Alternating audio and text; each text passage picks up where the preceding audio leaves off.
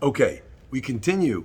Masechet Taanit on Daf Chav Bet, Amud Aleph, 22a2. Okay. Al elu matri'in b'chol makom. So now we're back to the Mishnah. The Mishnah says, on these things we have matri'in, like we say means calling out, but also setting the prayers.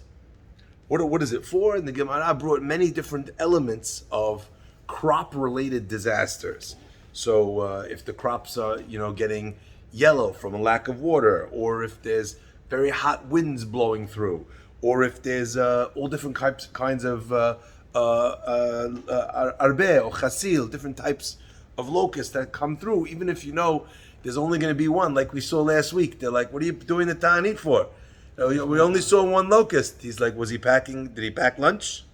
Right? Brilliant answer. Right? He's obviously planning on eating from here. Right? Okay.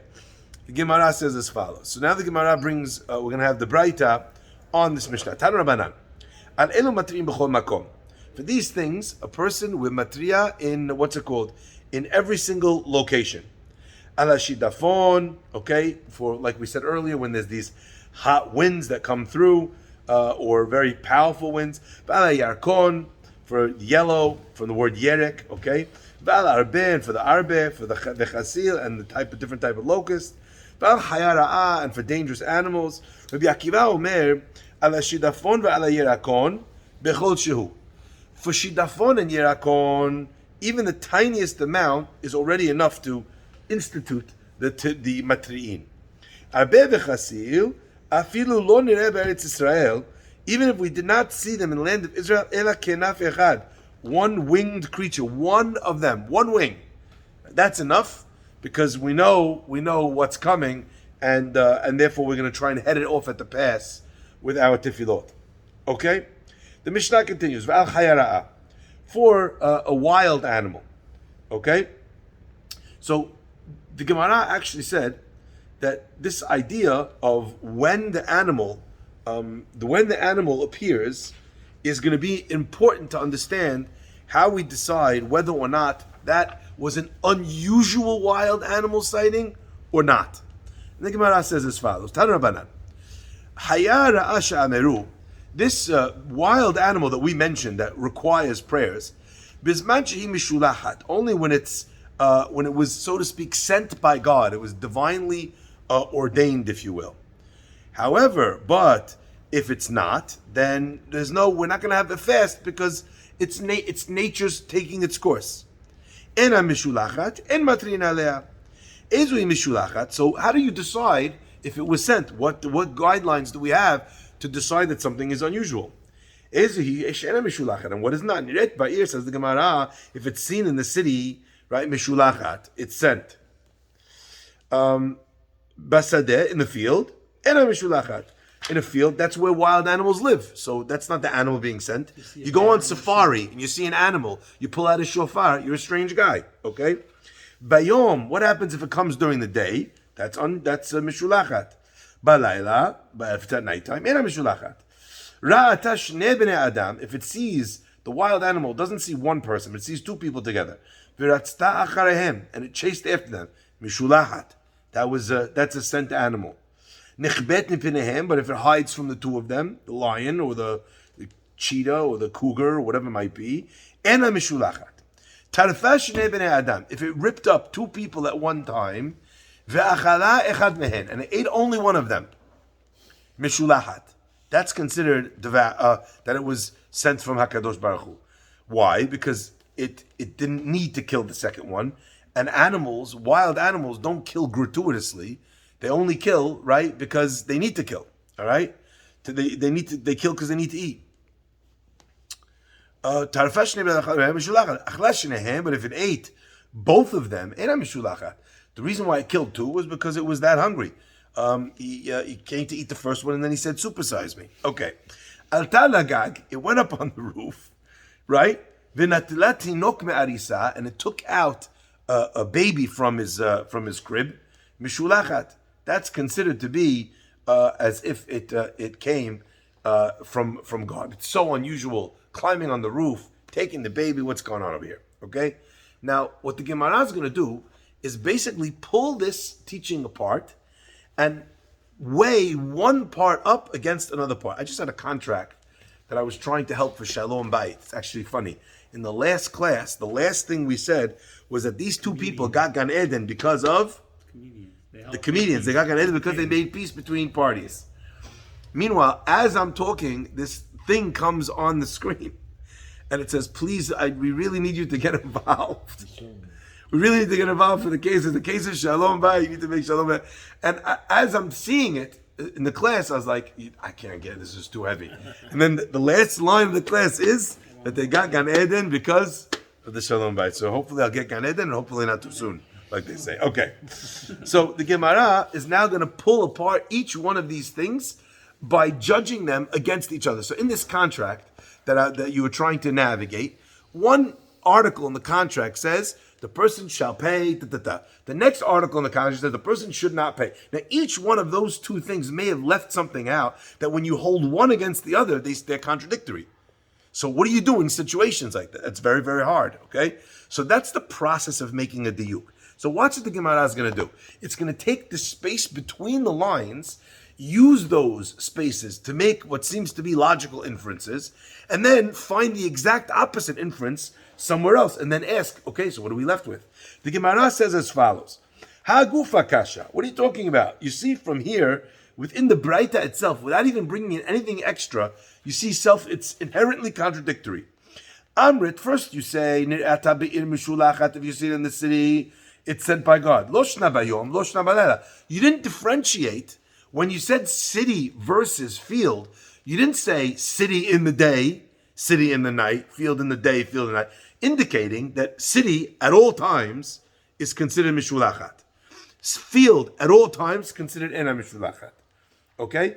But then, what happens 1 minute later? We then come and we say, bayom mishulachat, balayla ena mishulachat, which means to say that if it's a nighttime sighting in a city, what would the halacha be? Ena mishulachat. So we're literally taking the empty space, the unrefined, the undefined elements in each line of the Mishnah, and we're holding up one against the other. So what do we do? Answers the Gemara. No. Lo kasha. There's no contradiction between these two rulings. Hachikama. This is what we're saying over here. Nirata ba'ir bayom. If you see an animal in the city in the day, mishulachat. Ba'ir balayla. In the city at night, ena mishulachat. Because nighttime, an animal's more confident to walk around in the city because there's not that many people. So it's not afraid of the inhabitants of the city. So ear and day, that's when something is mishulachat. Ear and night, that's when it's not mishulachat. But inami basadeh, what if it's in the field? Afilu bayom ena mishulachat.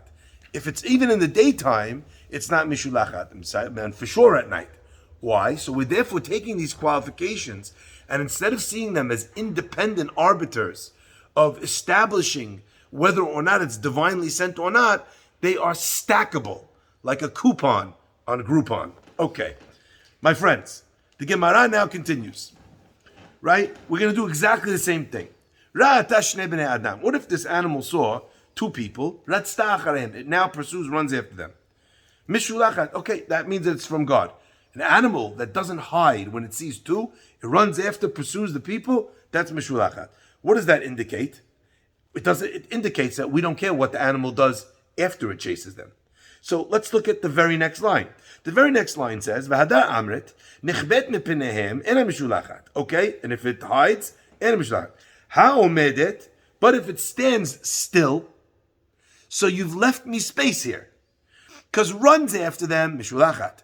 Hides from them, ena mishulachat. What space is there in between those two? What if the animal doesn't fight and it doesn't flight, it frights and it freezes, it stays in the same spot? What's the halacha in that case? One case we would say, ha-omed, that if it stood still, it would, because if it says ratzta mishulachat means if it runs after them, mishulachat, indicating if it stands still, not mishulachat. Then it says if it hides, ena mishulachat, indicating if it stands still, mishulachat. So what do we do with this contradiction in the same line? Gemara says, no, lo kasha. Kan B'sadeh simucha la'agam. When we say that if you run after it, that's enough to be able to say that that's coming from God, that's b'sadeh simucha la'agam. When you have a field, it's right next to the river, okay? And since it's next to the river, the animal, right, it's not weird for the animal to stand there because it knows it has an exit hatch, right? There's an exit strategy here. It could just run into the reeds and it's gone and it's safe. Kan b'sadeh she'ena simucha la'agam. But in a scenario where you're in a field and it's not close to the agam, so the animal, if it's standing still, it's betraying its most basic instinct. What's an animal's most basic instinct? Self-preservation. So why is the animal not running away? So if it's sadeh samuch la'agam, so in that case, we would say if it's omedet, that does not prove it's divine visitation, because maybe it's natural and the animal is only staying here, even though there's two people, because it's not afraid, because it can escape easily.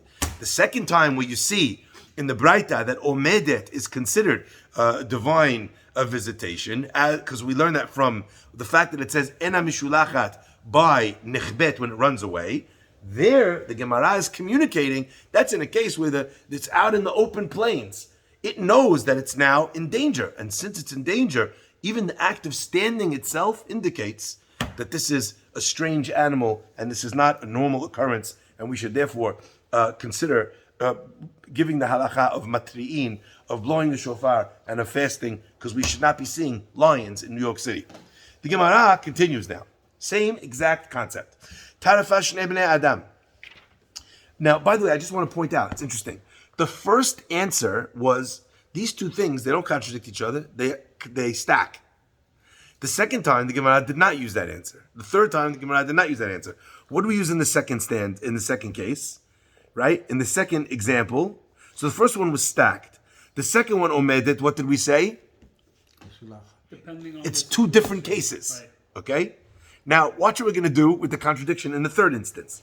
The Gemara now gives the next one. Tarfash shnei bnei Adam. If it tears apart two people, ke'echad, right? Ve'achla echad mehem. So it kills two people and then eats only one. Mishulachat. Shnehem ena mishulachat. If it eats both of them, it's not an unnatural occurrence. It was just hungry. Veha amrit afilu ratzta. But if you look back one line, it says when an animal sees two human beings and it runs after them, what's the halakha? Mishulachat. That tells me that I don't care what happened. It just had to pursue them. So you're telling me it killed both of them, it ate one of them, it didn't eat one of them. The fact that it ran after them already made it mishulachat. So then why would we say that if it kills two and eats two, That's the question. How could there be any other solution when it ran after them? Because in order to kill them, it needs to run after them. If it ran after them, it's already mishulachat. So how could there be any other outcome which is ena mishulachat, i.e., if it ate both of them? Okay? You just said, V'ha'amrit afilu ratzta. Amarav Papa, kitani hahi. When did we say that? Be'agma. Again, we're back in the marsh. We're back in near the river. Okay? So since an animal is in its, in its natural habitat, it's very happy, actually, to chase after the human being. So therefore, in such a case, the fact that it's chasing doesn't tell me anything. By the way, and I always thought this about this Gemara, there's two elements here. The Gemara just defines this as agam, right? As a situation of agma, and the reason is because the animal feels comfortable. A lot of times, the reason why animals act in different ways near their natural habitat has nothing to do with the fact that they feel safe, but rather that this is the area in which it has its children. They say never get between a rhino and its kids. Never get between a bear and its kids. So when the animal is chasing away these two people, it might not be chasing them to eat them at all. It might be only trying to protect its young. Oh, if it chased in the city, that's if it chased in the city, ratzta after two, okay, that's already mishulachat. Now you're in an agam, says the Gemara. In this case, just chasing doesn't prove anything. And we've given just now two reasons why it would chase, and that doesn't prove, right? Mm-hmm. Now it kills one of them, you're going to eat. Okay, so that means mishulachat. It kills both of them, and a mishulachat, it wants to eat both of them. Okay. Gemara now continues. Gufa.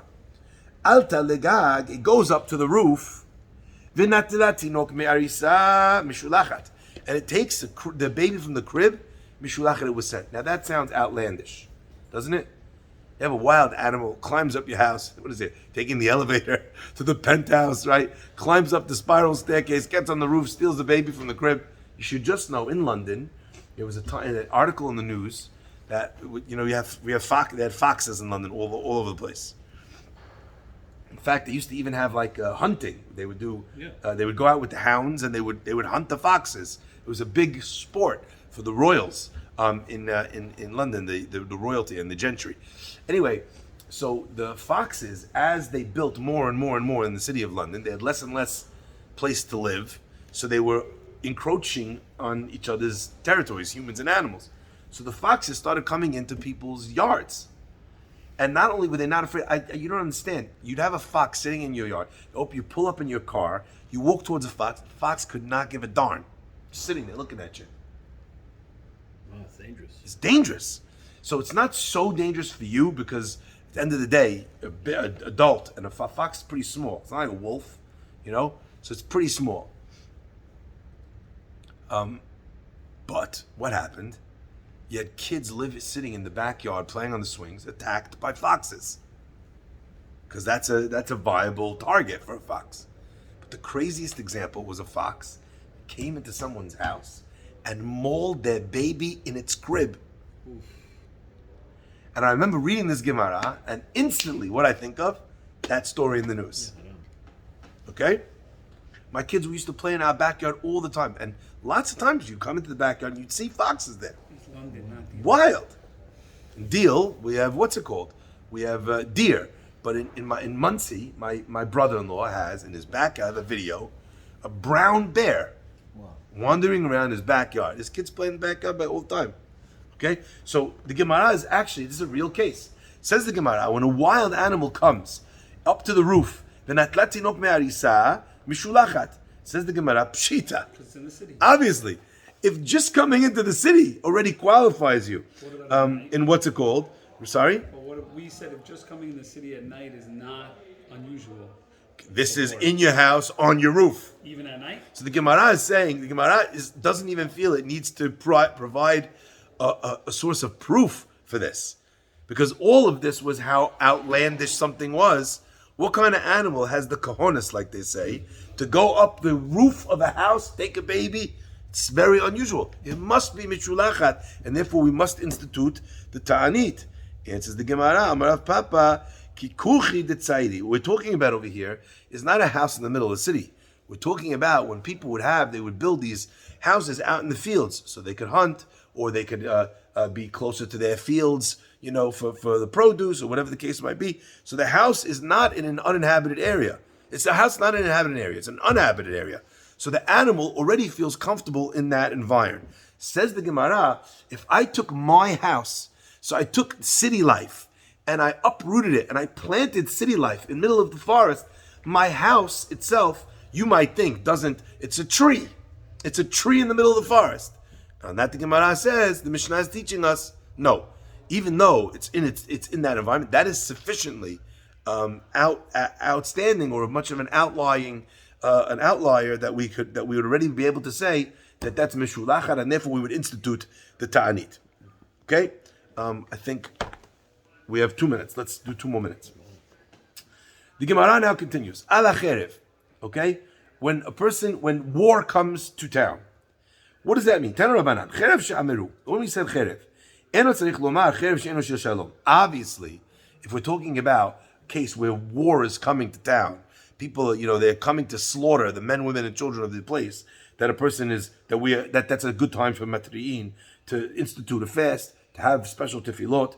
Ela afilu cherev shel shalom. Says the Braita, no. Even if this sword that's coming is just military exercises, the country is saying they want to go through, they want to do simulations. Cherev shel shalom. Why?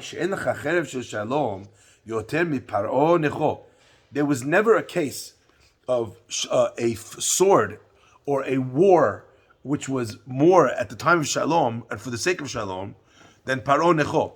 Because at that time, Paro Necho, he was an ally. And even though that is the case, Nichshal ba Melech Yoshiyahu, Yoshiyahu at that time, he unfortunately died in that story because he was antagonistic towards Paro Necho. Paro Necho just said, I want to go through the land. I'm just taking a shortcut. I have no beef with you whatsoever. There was no beef at all. Yoshiyahu at the time thought that the Jewish people were on the level where the Haftacha from the Pasuk says, V'cherev lo ta'avor ba'artzechem, and the sword shall not pass through your environs, through your land. So therefore, Yoshiyahu said, if that's what the Pasuk says, I don't have to let him pass by. Even though he has a formidable army, he shouldn't even be able to walk through my land. It says, and the sword will not traverse your land. What Yoshiyahu did not know is that on the inside, the Jews were not on the same level that he thought they were on the outside, in which case they did not merit that level of protection, and he should have allowed Paro Necho to go through. Paro took Yoshiyahu's reticence and his refusal as an act of aggression. He attacked, and in that war, Yoshiyahu unfortunately passes away and he dies. Vayishlach elav malachim lemor mali velach melech Yehuda. We have nothing to do with one another. Lo alecha ata hayom ki el bet mechamti ve'elohim amar ve'aleni.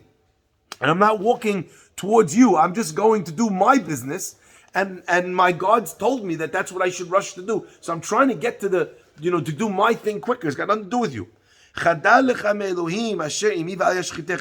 Don't mess with the God that's sending me on my path, because he's going to destroy you. So he literally tells Yoshiyahu he doesn't want anything to do with him. And then the Gemara says, we'll just finish this, take us one more minute. What did he mean when he said, the God that's with me, when Paro Necho says that? Amar Yehuda Amarav, that's referring to Zu Avodah Zarah. It's referring to Avodah Zarah. Amar, Ho'il v'ka batach b'Avodah Zarah. So Yoshiyahu said to himself, what is Elohim Asher Imi, the God that's with me? He's referring to the Avodah Zarah he's carrying with him. Yoshiyahu thinks if he's on the side of Avodah Zarah, of course I'm going to win in this conversation. And the Gemara then finishes, no, and it says, even though that's what he thought, they shot at him. The Gemara says that his body was pierced by 300 arrows. His body had become like a sieve. Okay? And he turns to his arms bearer and he says to him, take me away from the battlefield because I'm injured so badly, that ki'echleti me'od. And on that, unfortunately, on that note, we'll carry on. The Navi said how sad they were that when Yoshiyahu died, because they thought that Yoshiyahu was actually the Mashiach. He was such a righteous king, but he made a mistake. He misinterpreted exactly what was going on and what level the Jewish people were on. So therefore, he unfortunately did not merit to survive that altercation. We'll carry on Sunday morning at 10. Baruch Adonai.